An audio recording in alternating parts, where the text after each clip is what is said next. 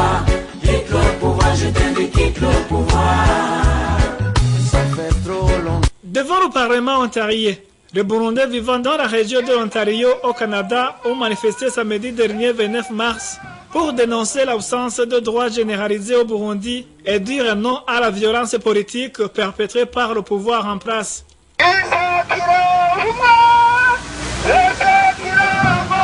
Ils avaient brandi des pancartes sur lesquelles on pouvait lire « Non au troisième mandat du président Nkurunziza, il faut démanteler la milice Imbonerakure, CNDD-FDD, on ne gouverne pas par les armes, restaurer l'état de droit, les Nations Unies veillent sur la sécurité au Burundi, ainsi de suite. » Ces Burundais vivant au Canada font savoir qu'ils suivent de près ce qui se passe au Burundi et précisent qu'ils sont décidés à dénoncer tous les abus du pouvoir inadmissibles en droit international.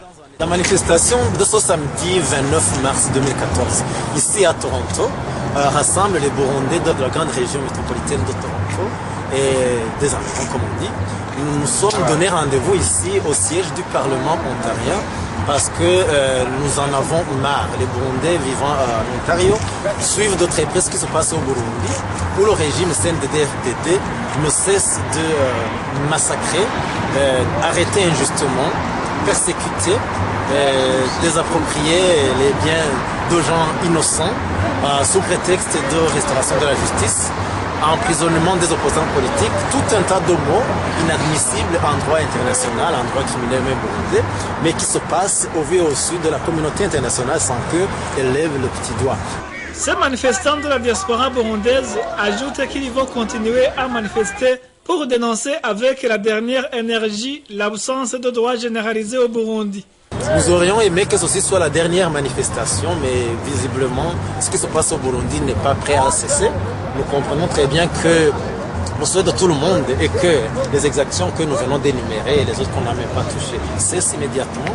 Mais comme nous savons que ça ne va pas s'arrêter, on se donnera encore une fois rendez-vous ici et peut-être encore ailleurs pour dénoncer avec la dernière énergie cette absence de droit généralisé au Burundi.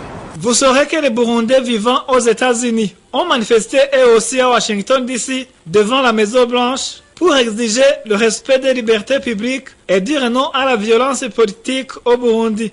D'autres Burundais vivant en Europe manifesteront mardi devant l'Union européenne à Bruxelles et vendredi à Londres.